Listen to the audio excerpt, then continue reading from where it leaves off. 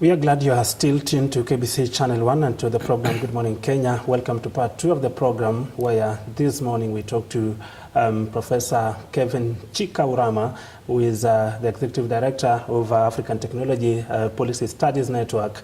And of course, we are talking to Dr. Adrian Ely, who is a university lecturer, that is a lecturer at the University of Sussex in the United Kingdom. And we talk about the whole subject of social innovations. And do I say welcome to the programs, gentlemen? Thank you very much. Let's start with Professor Urama. What is social innovations, just by a simple definition? Now, innovation generally has been a word used to mean so many things for so many people, from your smartphones to the TV to the aeroplanes to technologies that has been developed to help human living, to make our lives better. Social innovations, on the other hand, are technologies and innovations that has been developed to address social problems. So the difference between technological innovations and social innovations is normally social innovations evolve from society by the people themselves in order to try and address their own problems. It's either by a combination of processes, new ideas, new organizational reforms, new social relations, and so on, that can solve particular problems in society. Yeah. And of course, Dr. Ely, we know that innovations, if we talk about social innovations, they're so prevalent in Western countries, for example, US and such countries, is it not? Well, people often think that the West, the North, has the monopoly on new technologies, new innovations. But actually, I think what's very interesting in this area of social innovation is that when you look more broadly than technology, as Professor Urama has just explained, there are lots of interesting developments coming from outside the US, outside Europe, Japan. So outside those areas which have traditionally been the heartlands of technological innovation, as it were. So what is being innovated in these particular countries? Well, innovation, as Professor Urama explained, thought of very generally, is just new ways of doing things. And so in some ways, in some cases, we're talking about new technologies. They may be high-tech, but actually they may be low-tech. They may build on indigenous knowledge, traditional knowledge. They may build on indigenous ways of farming, indigenous approaches to medicine, for example. So in that case, you're talking about technologies. They're not necessarily high-tech, but they're still technologies. But also you have new ways of sharing knowledge, new ways of funding or supporting work. And so those are, as Professor Urama said, organizational innovations. So organizations and ways of interacting are also social innovations. Professor, is Africa doing well as a continent in terms of social innovations? Let me actually start from Kenya, who is leading Africa in terms of technological and social innovations that we are seeing on the continent. You find that in Africa, many youths and women have actually, maybe because of some form of failures of the state to provide social services, that people are already beginning to get together and pull their thoughts together, come up with new ways, new ideas, new innovations on how to solve problems. A typical example that's now used widely is the one that came from Kenya, the M-Pesa technology, the mobile banking technology. And you have a lot more, the Ushahidi and so many other technologies that are coming up, M-Farm, and so on, that are growing out of Africa, in Nigeria, in Ghana, in Kenya, in Tanzania, and in South Africa, and in many places. Like Adrian has said, so many new forms of innovations emerging actually out of Africa that the global north are beginning to learn from.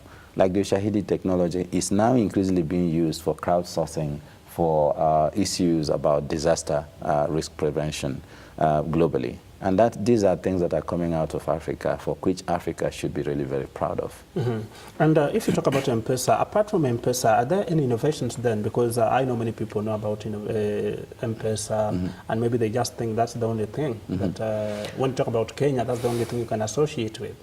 Now, I've talked about the Ushahidi technology, which is actually also from Kenya, and it's basically something that came out of the electoral problems that happened in 2007, 2008, where you can use the technology to check to be able to advise on where crisis is likely to happen, where crowds are gathering, and so on. And that's the key technology that's now being used for disaster risk prevention, as I have mentioned. There's also new technologies on M-Farm, mobile banking, M-Health, that is happening basically using the mobile phones to be able to help farmers in input sourcing, pricing of products so that they get a correct price for their products, and so many other things. You have so many innovations in the health sector, in the agricultural sector, in water services, in basically everything. We have a lot of social innovations coming out of the continent. And then if you also think about social innovations in a term of social, what happened in Egypt, Tunisia, in terms of youths using technologies to actually topple governments that has been dictators for quite a while, are forms of social innovations where people take it upon themselves to use technologies and innovations to communicate differently, like sharing knowledge, as Adrian has said, in order to be able now to create change in society that are desired by the people, but they didn't have ways of doing that otherwise. Dr. Adrian, when you talk about social innovations, and we look, for example, the United Kingdom, where you lecture, and even the US and such countries, maybe South Korea, what do you think makes them prosper, make them flourish in the area of social innovations? Well, in the UK, there has been an increasing recognition of how important social innovation can be, and the role of society in providing some of the needs of the communities. So, for example, in the recent government, we hear often talk of the big society, the idea of the big society, in which government also relies on to some extent and encourages and supports and nurtures the activities of community groups and civil society, to some extent in fulfilling the role that has traditionally been led by government. But beyond that, I think in the UK, the government has, to some extent, nurtured, provided space for these kinds of social innovations. One example is, in terms of environmental innovations at the community level, offering prizes for communities that have come together to, for example, organise community agriculture, community energy systems. These kinds of social innovations, to some extent, are supported by government, but actually also build on the basis of education, community trust, and to some extent transparency and freedom in policy making. But myself, I work outside the UK, so primarily my work's for the STEP Centre, and we work on social, technological and environmental pathways to sustainability, not only in the UK but also in Africa, in Latin America and in India and other parts of Asia. And in those countries there are other reasons why social innovations have emerged. The ingenuity of the people really has played a very important role, but also, for example, in some parts of South Asia, the government has also worked together with social innovators to actually scale up and to increase their effectiveness and their impact. In fact, I'm told in the United States there's a whole social innovation fund set aside by the government. Yeah, President Obama actually set out a social innovation fund for the very reasons that Adrian is mentioning, that states have now begun to realize that development cannot be provided by the states alone. You need to carry the society along and be able to harness the innovative capacities of these people. So there are different forms that these funds operate. And in Africa, this is also what the African Technology Policy Studies Network, ATPS, which I work in, have been trying to champion and encourage countries to do. Like in Kenya, for instance, we have the Youth Fund. That's a very important tool to help youths who have innovative and entrepreneurial objectives and ideas to be able to flourish. So at the ATPS, we also do provide seed funding for Youth Innovation Challenge and incubation activities. So identifying these innovators and trying to help them to incubate these ideas. And that's what we have seen now that President Obama is doing, and also Cameron has done with the idea of the big society that he has talked about. And you look across the rest of the world, and you find a lot of government interests now in supporting especially youths and women who come up with these new ideas and new innovations, and not inventions, but new innovations that are helping in social transformation and change. And that is seen from economic analysis that's done so far to have contributed between 50 to 80% of GDP in countries where that happened. And in Africa, it's even much more important because it is said that the African economy is largely informal. And this informality of the African economies, like the Duakalis you have in Kenya, contributes significantly to economic growth and meeting the basic needs of the people on the day-to-day basis that is required for social cohesion, for stability, for resilience, for environmental sustainability, for poverty alleviation, and so on. And for quite a while, some of these innovations have gone unnoticed because we focus on the technological innovations, the high-end technologies that are developed largely from the global north and transferred to the global south. But now what is happening is the reverse, that the global south, because we have high structures in our societies, great needs and gaps in what government can and is providing, and then people are stepping in and doing that. And in Africa, including Kenya, I would like to ask African governments to actually prize the youths and women greatly, because in our work at ATPS, this is where we see a lot of the innovations coming out. Just a few weeks ago, I was at the CIC here in Kenya, where the National Council for Science and Technology brought together the Science and Technology Week that they had. And it's amazing to see what the youths of Kenya are coming up with. Bright new ideas, very tangible, practical solutions to needs of Kenyans. And these are the things that we need to champion and spend more money, put in more budget. You were just talking about budgets in the previous session. Allocate more funds for youth entrepreneurship and innovation incubation. And it's my belief, based on science and evidence or analysis we have done in Asia and also in Africa and also learning from Europe, that will go a long way in helping African governments achieve what they're trying to do, which is creating employment, reducing poverty, providing services, and so on. And if you come to think about it, energy, for instance, Adrian is here because we're working on a project on low carbon development that is funded by CDKN and from the UK.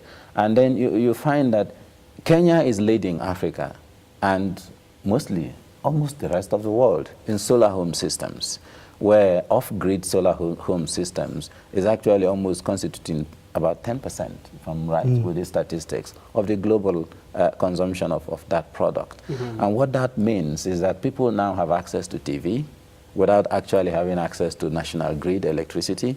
People now can have a refrigerator.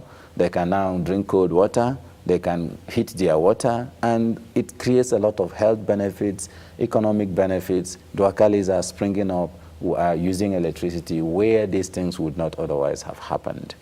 And for as long as African governments continue to focus on high-end technologies, which I also champion because they are necessary for industrialization and growth of the economies, but then if you ignore the one that is actually happening at the bottom of the pyramid, where the masses are, then you are not actually harnessing the skills and the entrepreneurial capacities of the youths that constitutes 50 to 70% of Africa. Africa is one of the most youthful population.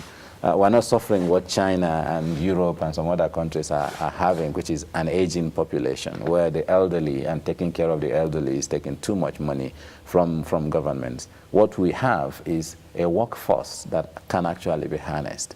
And our little interventions with youths in Africa shows, look, these guys are ready to do some work. They're committed to creating change and being agents of change in their communities. The only thing they need is a little nudge, seed funding from the Youth Fund, from Innovation Fund, and I would like to call on President Kenyatta, because he has prized technology and innovation as part of his manifesto during his electioneering, and also even after the electioneering, promising laptops to students and so on, to actually prize science, technology, and innovation. Is it a for good youths. idea, that laptop thing, because many people appear to be castigating it? Well, you know, any policy will have positives and negatives, but then what happens is what's the intent in that policy? And if it is to create technology hubs and begin to create a technological culture for Kenyan youths, that's only building on what Kenya is now known for, leading Africa in terms of technological innovations. So I will go full in support of helping youths and children. Let's get them from a young age. There are so many other technicalities that needs to be looked into in order to create an environment where that can actually create a change. Because having a laptop at the laps of a student will not change the lives completely. But then if you have the other environment, enabling environment to make that laptops functional and make sure that that is creating an innovation culture amongst from those children, then 10, 15 years down the line, history will prove him right. Dr. Aten, you talked about the people in Western countries, for example, the United Kingdom, being proactive in social innovations. And when he talks about Africa and these small innovations being given a blind eye, do you think the people in Western countries like the United Kingdom, those smaller innovations are really recognized by the government, and that might have contributed to giving them some form of motivation? Well, I think that the differences actually go back to what Kevin was talking about before in terms of the formal and informal sector. Some of these small innovations, social innovations in the UK, they may be actually interacting more with the formal sector, and they may be more visible to the government. But I think when you're talking about Jua Kali here in Kenya, it's very difficult to actually notice what's happening. I think what's really interesting is that across the world there's more of an interest, there's an explosion of interest really in innovation in informal sectors. So Jua Kali here, but also in India there's this notion of Jugaad, which is informal, getting by, creative solutions and problem solving.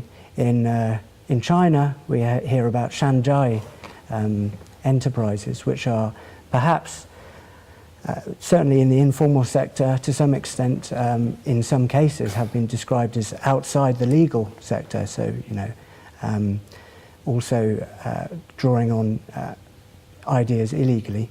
But and then in Latin America as well, there's a real interest in innovation in the informal sector. So I don't think it's fair necessarily to say that in the UK, for example, individuals are more entrepreneurial, are more, there's more ingenuity, but I think that where they're innovating in the formal sector, where they are in companies, where they're in registered organisations, where maybe they're paying taxes, this kind of thing, it's much easier for the government to recognise when they've actually come up with a new idea and they're implementing it. And if I should step in this, one of the challenges we've seen on the continent, having studied what makes innovation not thrive on this continent, is actually the intellectual property rights, access and benefit sharing. Because we find that a lot of the innovators in Africa, we don't have really that environment that allows your innovation to benefit you. So most often the social innovations that occur in Africa only come to the limelight when you have either a multinational company or a Western investor getting interested and then taking it up. And then in that case, what you find is that the accruals to the ingenuity of man, the thinking of the individual that led to that innovation is at best shared between that business partner and then the innovator. And many other innovators actually go unnoticed, what we call the orphans. It's like not having a father or a mother, because the government is actually not providing that enabling environment that allows innovation to thrive. So key issues that needs to be put in mind in trying to help these social innovators to thrive in Africa is creating that policy environment where you innovate and you can access the benefits of being an innovator. And that is done through the IP, intellectual property rights, and other knowledge appropriation mechanisms which policymakers can provide. Then also incentives for innovation and innovation incubation. starting small businesses in the UK, having lived and worked there for quite a long time, is encouraged proactively by the government and actually supported financially. So you have access to microcredit, you have access to business advice and so many other things, which in many African countries, we don't have that much of that. So that accessing finance at the levels and at the times that you need it is very important. And some of these innovators don't have collaterals. So if you go to the banks and they're asking for collaterals, it's just crowding out the social innovators at the bottoms of the pyramid. So that's what I'm asking governments to do. Look at how you can create enabling environment to actually unleash the innovative capacity and entrepreneurial capacity that you have amongst the youths and the beginners who actually may not have the necessary skills and so on. And that is why at ATPS we have an innovation incubation activity for youths and women, identifying them, linking them up with the necessary finance systems for the necessary institutions that will help them to be able to incubate their thoughts and their innovations, and also helping them even to commercialize their products. So that is really very, very important. And the difference between Africa and the rest of the world is actually the policy environment. The youths in Africa, I would argue, are more innovative and resilient than any other youth anywhere else, because we survive in conditions that I know Adrian would not survive. and most of the things you find is that those needs, those challenges becomes needs. If you go to any slum area in Africa and you see what youths are doing, what women are doing to get by every day, there are innovations that actually needs to be picked up and supported. And so is there any hope? When you talk about policy and we know what Africa is, we know leadership is trying to maybe new leadership and the kind of governance. Is there any hope?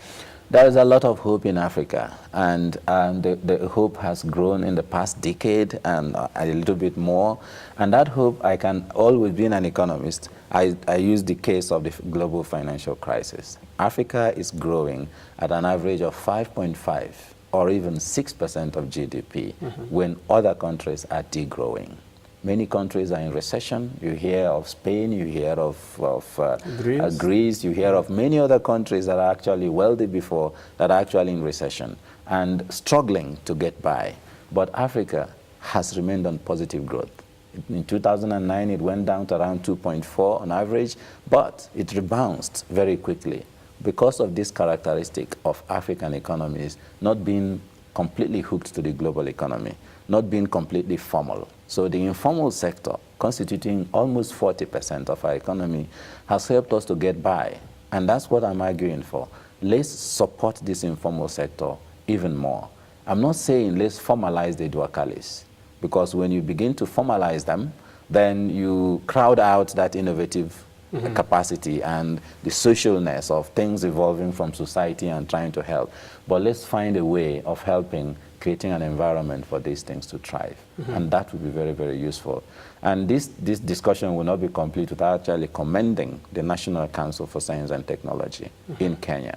I mean, it took up this idea when we first sensitized them about it in 2009, and there's a lot of activities now going on supporting youths and women in their innovative activities. I know there's a competition annually that is being run, and I will encourage that should be done more. And because you just talked about budgets, more money should be put into such activities.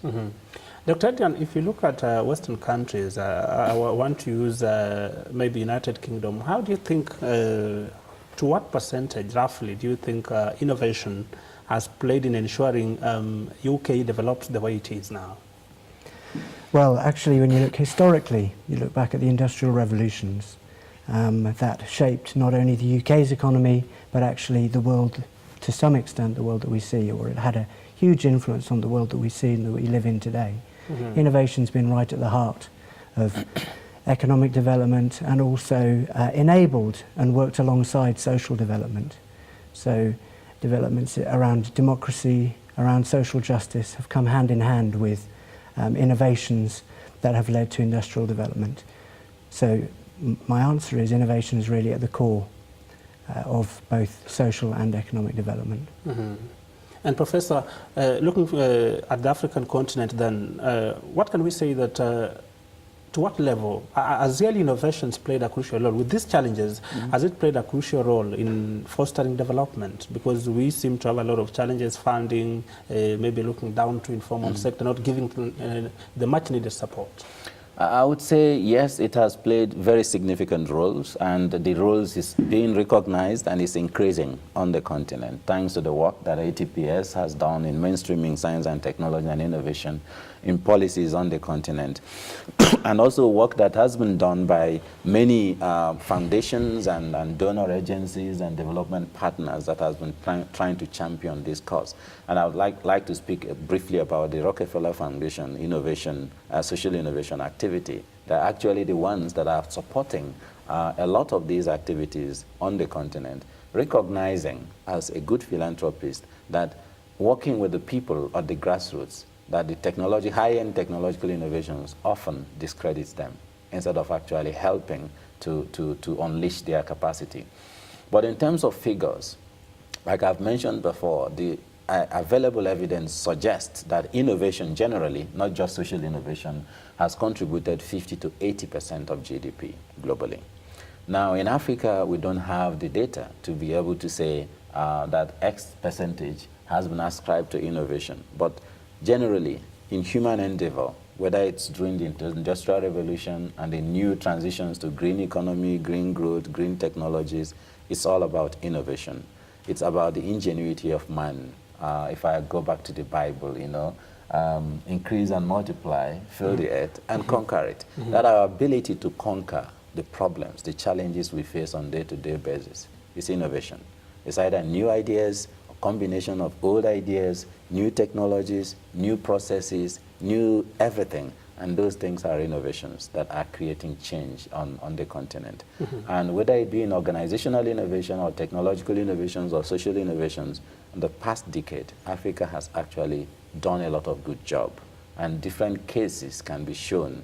I mean, for Kenya, we've seen a lot of transformations in the governance structures. These are institutional innovations that actually is creating the change that you see. The technology hub that Kenya has is creating a lot of change, creating employment, creating and so on. And I would love to see studies that are actually quantifying the figures in future. But that's something that we have to do going forward. But innovation is becoming the norm in Africa, and we are seeing that in terms of GDP growth. And you'll be happy to know Africa is amongst the, African countries is amongst the fastest growing economies in the world, next to Asia. And this is just because of the innovations that we so lately began to recognize. And that's why I keep saying we then need to think more strategically on how to finance the education, innovation, science and technology ministries, agencies, and institutions that are working in these areas, because that's the hub, that's the engine for development. Much more so after this financial crisis, where it's no longer labor and labor productivity that's a limiting factor to growth. It's actually technological productivity on how best we can use our resources to produce more with less. That's called efficiency. And it's only technology that delivers that efficiency. Even as we bring this discussion to an end, Dr. Adrian, I want to assume that we've called you at the University of Nairobi to give a lecture to Africa on how it can use innovation to really prosper. What are the tips that you will give to African countries in terms of making sure that they use innovation for their benefit in terms of development? Well, if I can put forward three suggestions in terms of tips, I think that actually innovation does build on two pretty important foundations. The first foundation is education. And I think that investing in primary and secondary education across the continent is actually setting an important foundation for innovation over the decades into the future. That's part of the reason why Africa is really taking off at the moment. Additional foundations are around providing healthcare and the social protection floor, just so that those people who aren't able to look after themselves are supported. The second real tip, I would say, is providing a nurturing environment for technological innovation. And that really requires not just primary, secondary education, but also linking universities with the users of their knowledge. So that's large firms, but also with other groups within civil society. So linkages between universities and the users of this new knowledge. But if we're talking about social innovation and going back to the points about the informal economy, I think that nurturing those kinds of small-scale innovations, this is the third tip really, paying attention to those small-scale, informal forms of ingenuity requires the space to allow them to innovate, so not constraining them with too much regulation, but also proactive support in terms of finance. And we've already heard about microfinance. I would say that what's really interesting is that that is a kind of social innovation, which actually to some extent came from the South, pioneered in Bangladesh and in other Asian countries. And it's being taken up all over the world, including in my own country, where, as Kevin says, there are people who don't have collateral in order to get loans to build their own enterprises. But microcredit, in its various forms, does allow those kinds of innovations to flourish. So the third tip is nurturing, including through finance, but other means, these small-scale social and other innovations. Yes, the message is very clear that if you want to prosper in terms of social innovations, you have to support the informal sector so that you get somewhere in terms of what you want to achieve as a country. Of course, gentlemen, thank you very much for getting time to speak to us about the whole subject of innovations.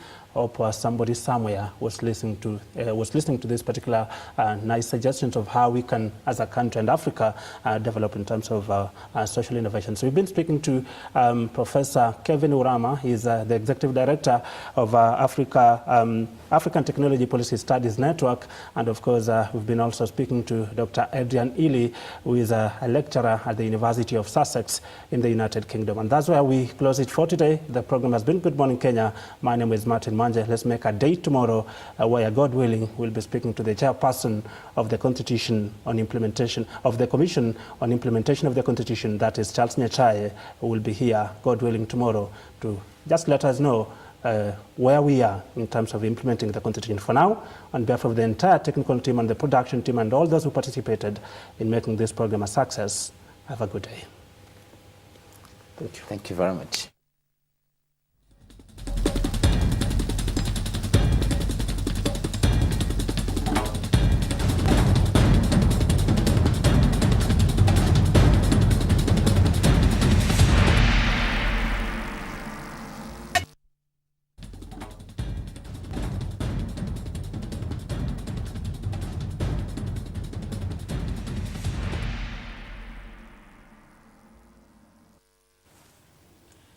Kenya and East Africa is indeed watching. Thank you very much for finding time yet again to be with us on Good Morning Kenya, the home of incisive analysis on current affairs and all issues that matter to the masses. My name is David Owino. Now today we are talking about something interesting. We are talking about taking care